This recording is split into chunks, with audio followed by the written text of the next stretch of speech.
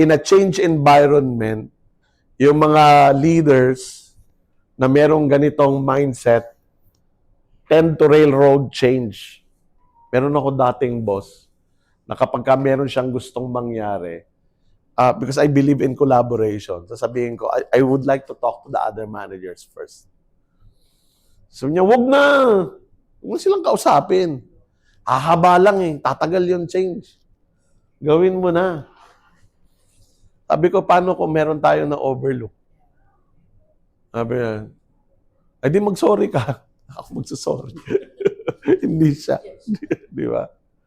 So, may mga ganun eh. Yung feeling nila, dapat lahat ng desisyon, sila. Lahat ng kailangan mangyari sa change, kontrolado nila. Okay lang yun kung 10 lang kayo sa kumpanya. But how many people are we in the company? So many moving parts.